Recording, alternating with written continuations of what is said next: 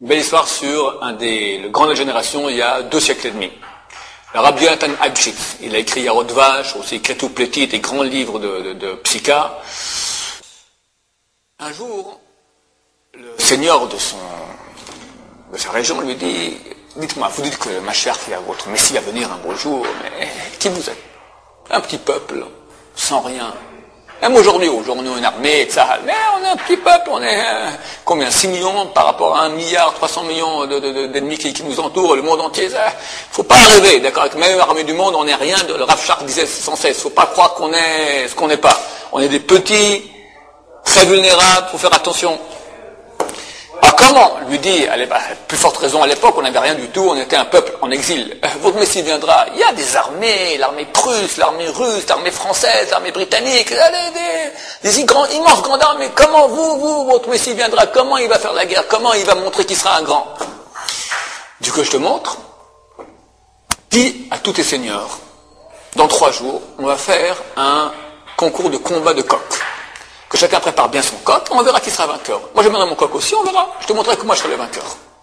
Ah ouais? Ok, très bien. Le roi envoie des édits spéciaux à tous ses seigneurs. Venez, dans 3 jours, chacun amène son coq de combat le plus fort, et on va voir maintenant qui va gagner.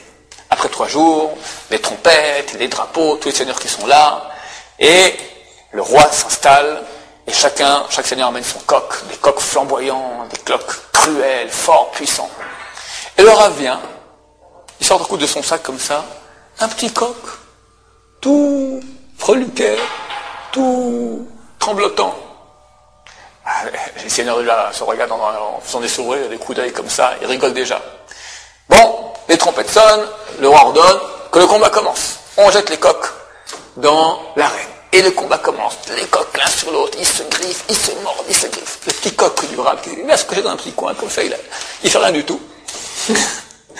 Et à la fin du combat, tous les coqs sont morts, et le petit coq qui sort comme ça, tout penaud, vivant.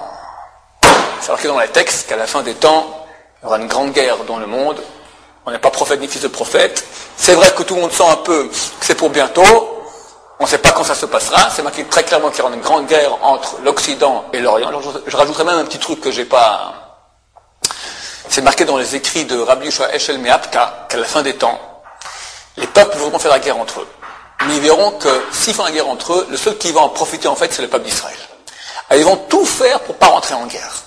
Mais néanmoins, c'est marqué, comme ça a dit Rabbi Joël Meapta, par la tignasse de leur chevelure, de force, ils seront obligés de rentrer en guerre. Et il a rajouté, on peut dire cela en mon nom, comme si on entendait de la bouche d'un prophète. On a un exemple éloquent de cela par le combat de coq de Rabbi Yonatan Abshitz. Bonne journée.